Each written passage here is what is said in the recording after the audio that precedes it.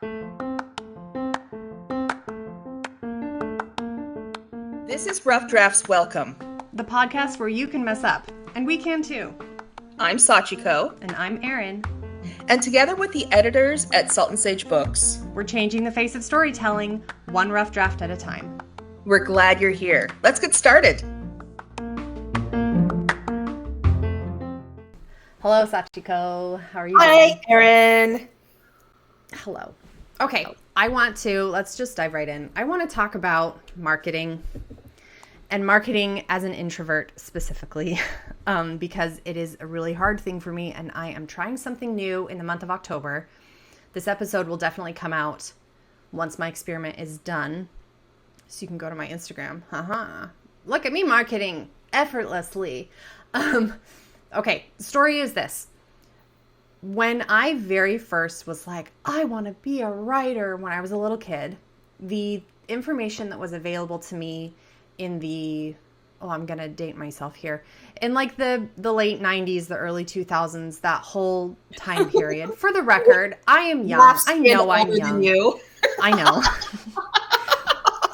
But I feel like there has been a huge sea change in the way that publishing works. Oh, absolutely. I can't tell you. I mean, you know, and I know, and we have friends who are our age and older than me. And we grew up with the idea that publishing was a job. Mm-hmm. You could be a mid-list. You could make income.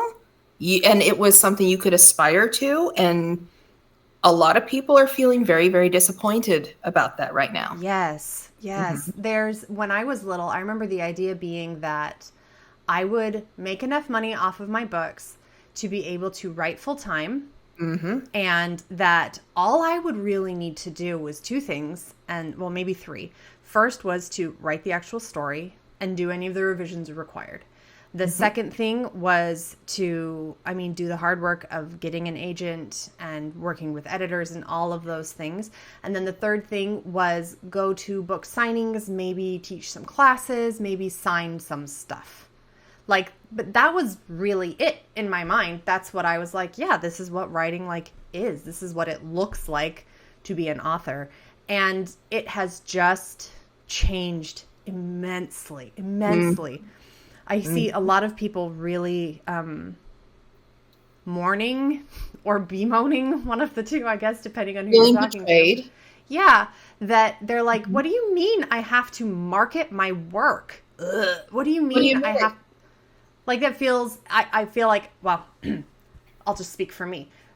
It felt unfair that I was like, I only have a limited amount of creative energy and time, and you want me to spend, you want me to build a TikTok following? I don't know how to do that, and honestly, I didn't really want to. I'm like, people are great and all, and I love readers, and I am a reader, and I love the broader writing community, but thinking about doing the marketing half of it has always been this thing that I have just been dragging my feet on, that I really didn't want to do it. Partly because it felt like this is not what I was promised as a kid. No.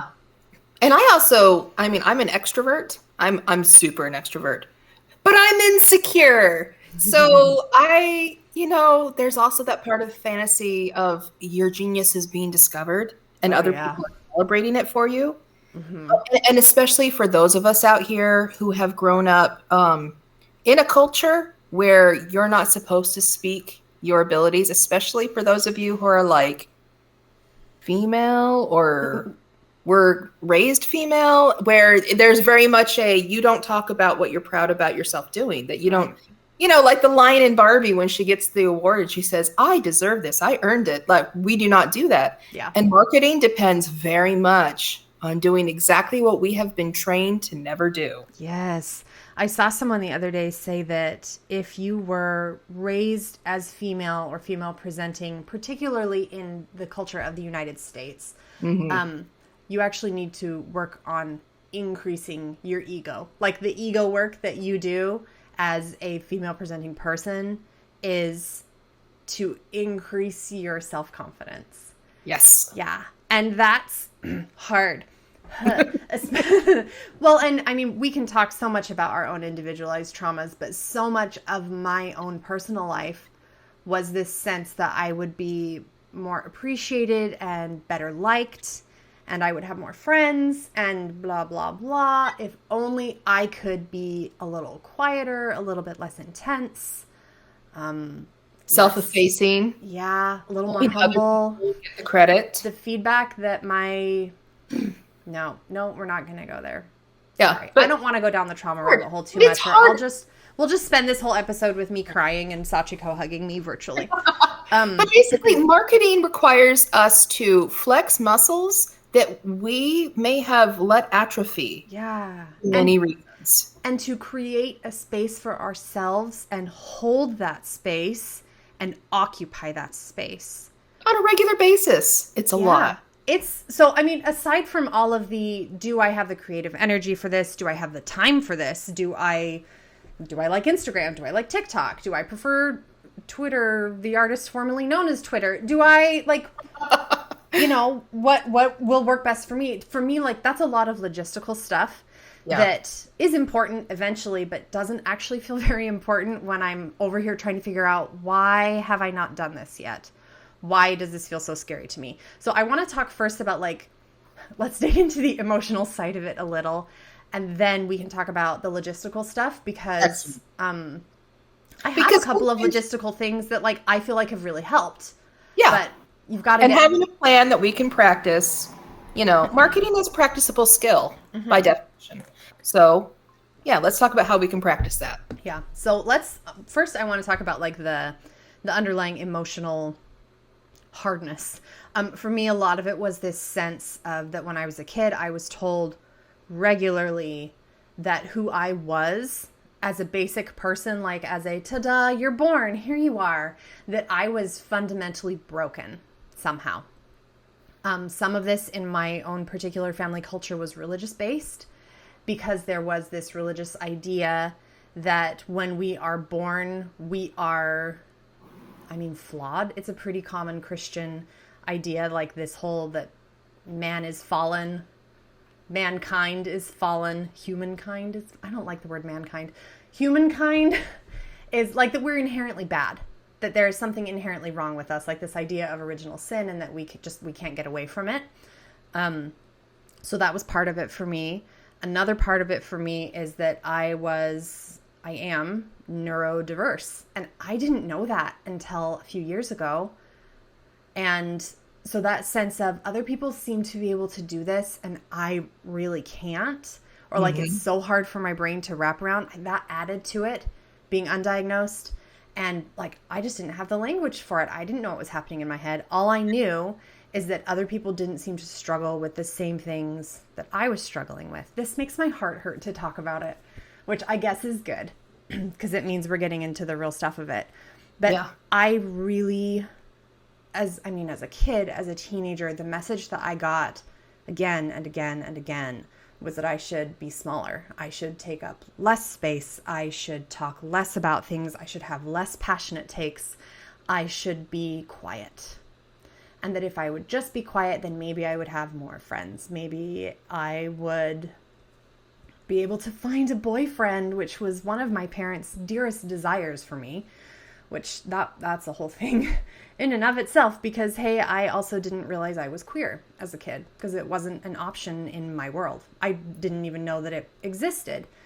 And so much of my life has been this sense of putting myself, I don't want to use the closet metaphor, but keeping myself in tiny boxes. Well, because marketing in a way is it's asking people to like us enough to give us money. It's seducing people. And so everything that we've learned about how we relate to others and what our value is, that affects, and it keeps being affected, that if we've tried to market our stuff, here we're, especially as writers, to say, okay, now you need to use your words to make people like you. That's a very personal ask. When it's scary enough to use your words to make a story that interests people. Good luck. Okay, now make them like you. Now make them give you money. Yeah, that really is what it is. And I like that. I really like TikTok for this, actually. that it has become a space where people know you like as a person. Mm-hmm. It's more personable, I guess that's the word I'm looking for. But I mean, marketing. Yeah. Well, I've heard that too. I've heard that. I don't know if I'm stepping too far ahead into logistics, but I've heard that a lot of the blogs and newsletters that do the best, it's really tempting to hide our soft little underbelly selves behind a big framework, a big hard shield of shiny newsletters and official things. And I mean, it's better than nothing. But apparently what does best is if you have just a regular blog and you're just connecting with people like a person. Yeah. Because then they want to read your books too. Mm-hmm. They want to spend time in your head with you. Like so much of the advice, what am I trying to say? You want to be friends with your readers in a way. Like you want them to not only enjoy your books, but I mean, the goal is to have people who want to one-click your name, right? Like whenever you come out with something new, you one-click. And I think it's a beautiful interchange of energy and relationship, because I have authors that I feel that way about who I just adore, and their books feed me in a way that like nothing else does. So it doesn't necessarily feel to me like, oh, I'm here to trick all of you. But like, it can kind of feel like that. So do you think it can become a situation? Oh, I'm sorry for interrupting. No, go ahead. Spicy. Can it become a situation though, where because of whatever complicated emotional stuff, we approach ourselves as a consumable, and then we just sort of fall into creating a persona that we have to maintain, and it becomes exhausting to keep masking even. Yes.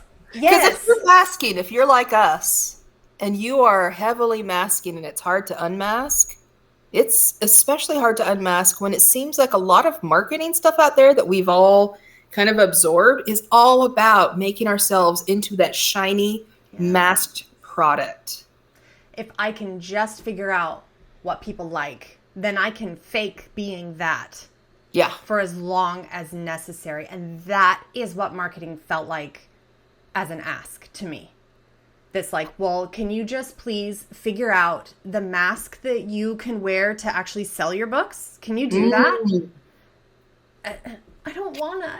Okay, so here's what I'm hearing from you. That initially marketing feels like this sudden surprise. Hey, all those feelings of rejection and isolation. Well, we're going to ask you to increase it by doing things that already hurt you. Yay. But if we approach marketing as an opportunity to make friends with people and have them appreciate us and what we offer, then maybe we can move forward and not have our fear stop us and scatter us before we can maintain a good posting schedule on social media or whatever. Yeah.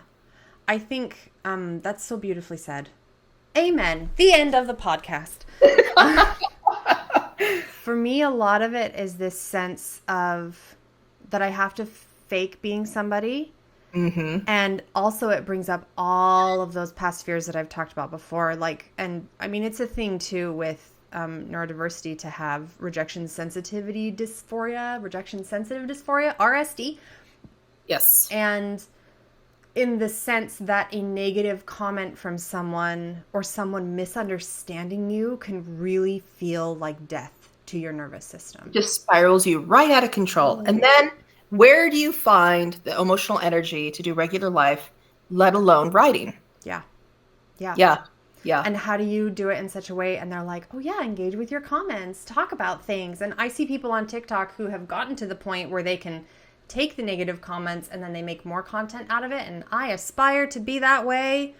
But right now, if I get like, well, not so much anymore because I've worked through it quite a lot. But like in the earlier days of my trying to figure this out, I would be like, okay, I'm going to post. I'm going to post every day for a month or whatever. And then I would try and I would get one person who misunderstood what I said and I would spiral and quit because it felt terrifying. Oh, yeah. So how do we get into the thick of it when we have thin skin? I have one thing that we have developed doing. You're so clever. That I think is brilliant. Tell me. Hello, I'm Sachiko and I'm a developmental editor. Here's something that a lot of our writer friends do, and I cannot recommend it enough. I mean, you've probably heard the don't read the comments. Okay, so don't. But like with reviews, you have a friend read those. You do not read them. Don't read them. It's okay to have a thin skin. That is how a lot of the light gets in.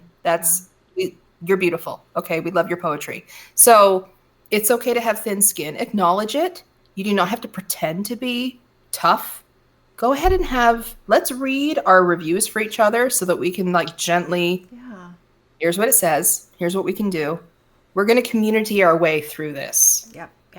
And writing can often feel like such a solitary process. And I mean, it is in a lot of ways. You have to spend an awful lot of time in your own brain. But I think having that community, having people you can trust is deeply crucial, because I can take those comments that I get that make me spiral and I can send them to you. And I can be like, is this, because I know for me, I will only actually mentally take in about a fourth of what they said, because it activates my nervous system, and then I go into fight or flight, and I can't for a little while until I'm able to like regulate and come back down. And unmasking has been a whole other fun thing with that, to have all of those things that I'm like, oh, I can handle that. But then now that I'm unmasking, I'm like, kidding, I'm going to go cry for a half hour. But to have someone who you can touch base with to be like, these are my feelings, is wonderful. Oh, yeah. Yeah. And then you know you're not alone. Yeah. And if it is hard, you've got somebody who can kick rocks with you. Wow, what a jerk. Yeah. That was really mean. Oh, that was really hard. But you know what? I know you can do this. I mean, it's to be able to have anything not turn into I'm going to die, I need to stop writing. Then, yeah. Yeah. And like, I want to underline how I'm learning about the nervous system a lot, like in the last 6 months. And that state of fight or flight is real. And like, I can't underline enough how much it genuinely feels to my brain that I am literally going to die. Like, it feels like I am dying. My heart rate spikes. My palms get all sweaty. I can't think. I can't talk. Like, it's a whole thing, and it can impact me for days. And so to have, first of all, that's normal. That's normal. That is normal. That is normal. And if you feel like, oh, I've never had anything like that, congratulations. Either you are incredibly highly masked, or you're really, really, really lucky. Okay, but here's the thing. A lot of the expectations for marketing it, and a lot of, especially when it's given by publishers to writers saying, and of course you will do this, it really is predicated on a baseline, not of somebody who already is trying to make themselves small and seem normal. Yeah. It's people who just sort of are confident in taking up space. And they are fine with telling people that you should spend money on me. I am talented. Yeah. And that's not a lot of people that we know. It's such a funny intersection of, like, I think if I were to ask 10 of our writer friends, do you want to be famous? Most of them would say no. Most of them, and again, maybe your writing community is different, but ours is very narrow, spicy. Yes. Most of the people who I know would like to make enough money off of their books to supplement their income, maybe replace it if they get lucky. I mean, who doesn't dream of that? We would all love to be full-time writers, I think. We'd all love to be making good money that we can, in a sustainable way. I mean, everybody's struggling right now economically, and we all want a job that feeds our soul, right? Yep. And I think that is normal and good to want. But marketing yourself in a, hey, here I am, I have TikToks go viral constantly, is a different sort of fame. Yeah. That I think it can be really difficult to, I'll speak for myself. It's very difficult for me to like put together this idea that like, I want people to buy my stuff. And so I need to market, and I need to be able to go into that space and be like, hey, I've written a book and it's really good. And then also that part of like all of my childhood trauma that's like, don't say that out loud. You are being prideful. you should talk less, you should be quieter, blah, blah, blah, all the things people are dangerous. And so that keeps us from doing the writer version of like and subscribe. Yeah. Because maybe we're not persuaded yet on a deep level, this is going to be a safe choice. Yeah. So if we're struggling with the idea that marketing doesn't feel emotionally safe yet, what is a way that we can dip a toe logistically so that at least we can keep struggling with our insecurities while still getting our stuff out there, maybe making a little bit of money? I have ideas. Ideas. Okay. So my very first idea is that you should find whichever social media platform feels nice to you, especially if we're trying to operate from a sense of like nervous system safety. We're going to just practice this until it feels less scary. That's like the only goal for me right now with this experiment I'm doing. I'm just going to practice until it feels less scary. And so for me, that means choosing the platform that I feel the most comfortable on. And I actually saw some really, you can go look it up, listeners, watchers, viewers, people who are our wonderful beloveds. Yes. You can go and look up the statistics, but the percentage of like people age group wise that are on each platform is actually really, really similar. I've heard a lot of people say like, oh, TikTok's for the young people. No one hangs out on Facebook anymore except your grandma. But that's not actually true. The data doesn't actually back that up. So you should go look up like Facebook users age groups, and like you can find the data that Facebook is publishing. I think they update it. I don't know if it's annually or whatever. It's there. So for me, it doesn't matter so much which one you choose, but that you pick the one that you're comfortable on. Pick the one that feels the safest to you. And then you need to set up your own ground rules. So do you reply to comments? Do you read comments? Do you have a friend who reads comments for you? Do you interact with people? Are you okay with people sending you private messages? So for me, because it feels like a deeply terrifying thing, I do not reply to comments. Unless they are people I personally know, I pretty much don't reply to comments. Or unless they're asking like a question. But like that doesn't happen very often for the sort of stuff that I'm posting. Mostly the way that I want to operate is I want to like say the thing, and then what feels safe to me is then going away from it. And not thinking about it for a little while and not obsessively checking. So my boundaries are that I will like comments. That's fine. That feels okay to me, but only if I'm in a good place. I don't reply to comments really right now because I'm trying to get to the point where like I feel okay in my own body. And then you find a posting schedule that feels good to you. So especially if you have like PDA autism, or if you have anything where demands feel really overwhelming to your nervous system, give yourself so many choices. You don't have to post every single day. I know that's like the wisdom is you have to post every single day, multiple times a day. I don't want to. So you know what? I'm not going to, because the thing that has really helped me to think about it is that consistency is more important than like frequency. Frequency. Thank you. So if I just post once a week, great. My people who follow me will know, oh, she posts every Monday, or oh, she posts once a week, or oh, I don't hear from her very often, but when I do, I love her stuff. That's fine. That is fine. I don't think you have to post every day. Like, and you may get to the point where you're like, this is really fun. I enjoy it, but I'm not talking to you people. I'm talking to me who's scared. So the current thing that I figured out is that I feel like I can post maybe 3 times a week is like my ceiling, my minimum. So what I've done for myself is I have said, if I post once a week, I have succeeded. I don't ever have to do it again until next week. That's fine. It's done.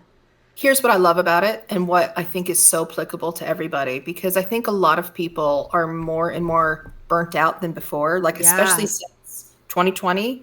A lot of people have felt really burnt out. And burnout is basically where regular activities become so taxing that your body interprets them as a threat. Yeah. So if you push yourself past a point of comfort for whatever reason, because you feel like that's what's required, you need to impress somebody, whatever it is, it's going to change the longevity of your career, because that is what creates burnout. Like doing it in a way that the people that we've known who have thrived in such a personally affecting career, it's because they've figured out a way to do it their own way. Yeah. And that doesn't leave them like crispy chicken that's been in the oven too long. Right. It's got to be sustainable where you can feel okay doing it and it's not killing you. Yeah. Yeah. Yes. I love that you're doing it that way. I love that you're taking care of you. And when I say like I only have to do it once and then I never have to do it again until next, that hits something in my brain and body that makes me be like, well, what if I want to post again? You can't tell me that I can only post. What if I want to do it again? And then magically, look at me. I've posted 3 times in a week. Good job.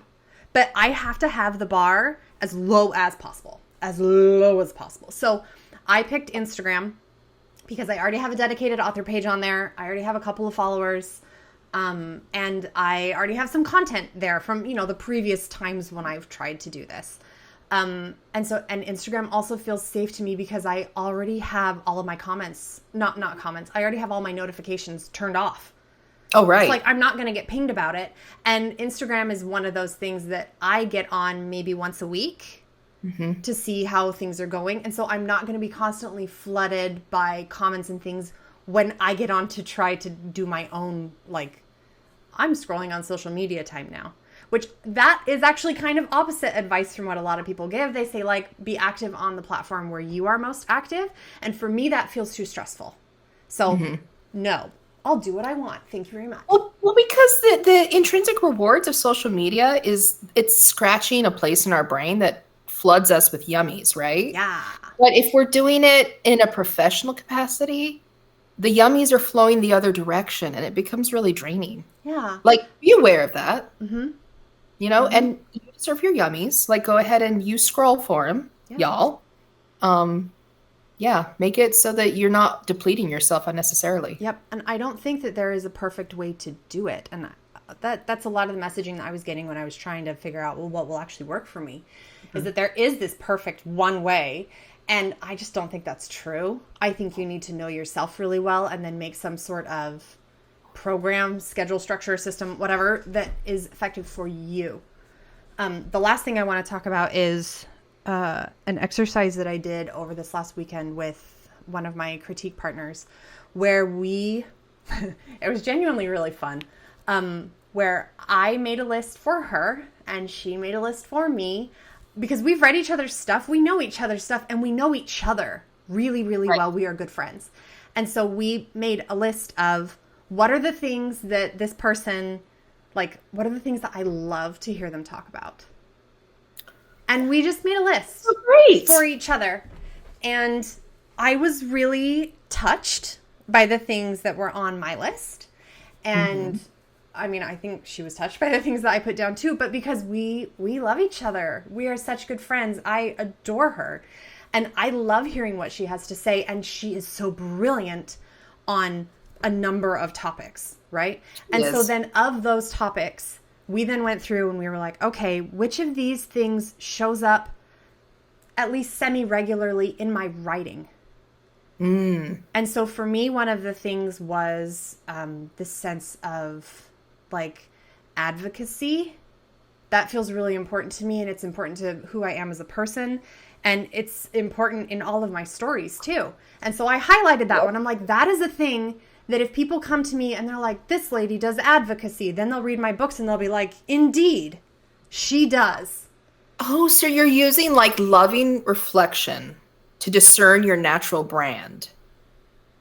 And it felt so nice. It felt so nice because when we tried to do it like ourselves, we're like, okay, we're going to make a list for ourselves. And then both of us were like, I don't know. What do I even like? Our brains both went blank.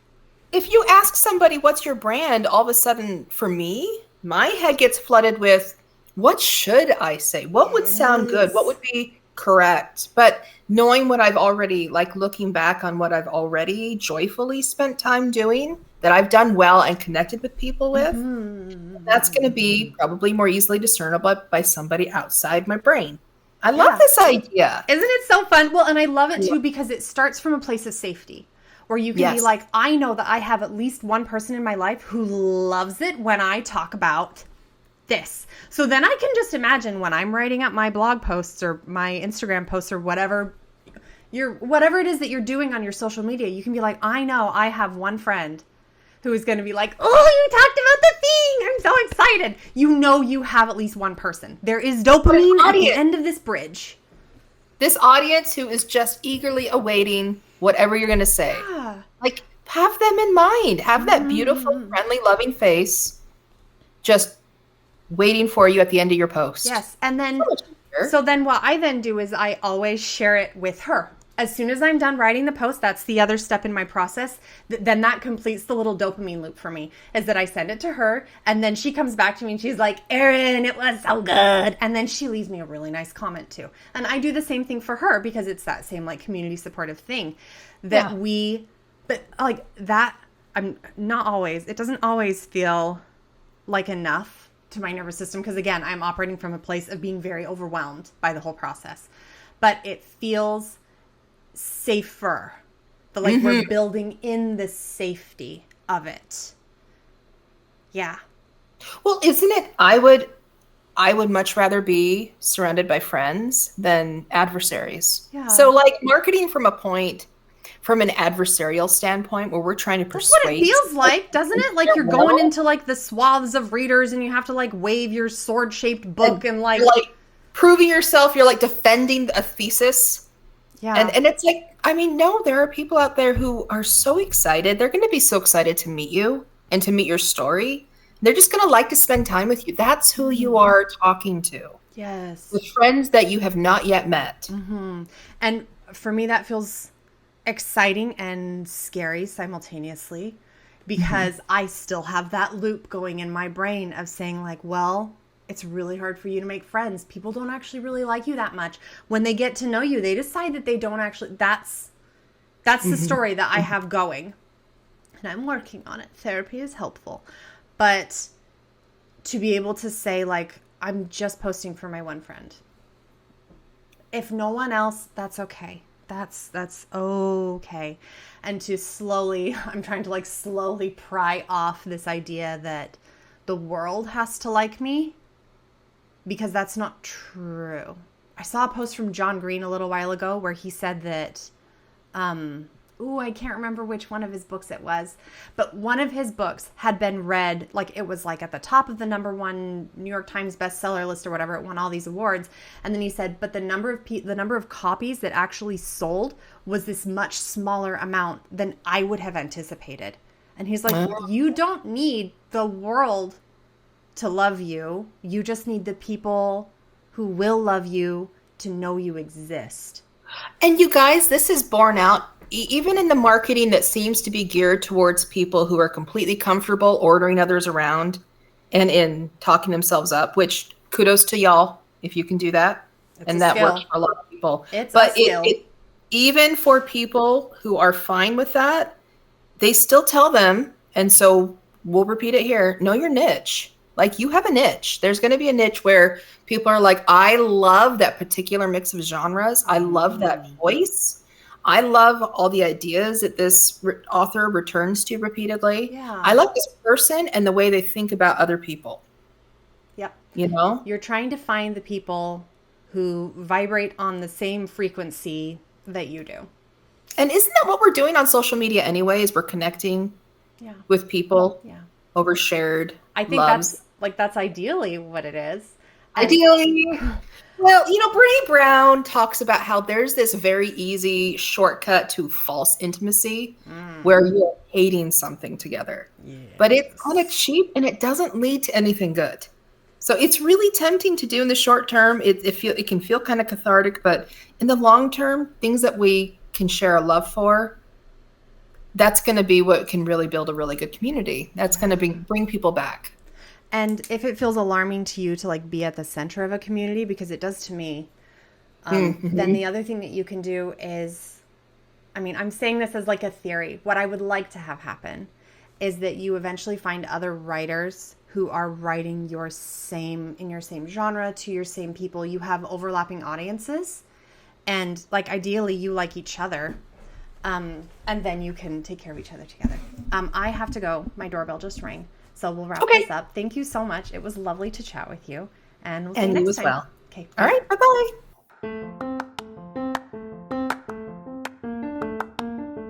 This has been Rough Drafts Welcome. Thank you so much for listening.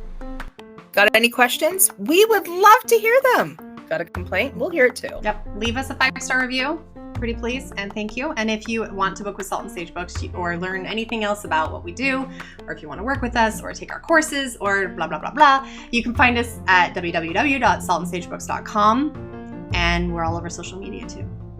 We sure are. And we'll see you next time. Bye. Bye.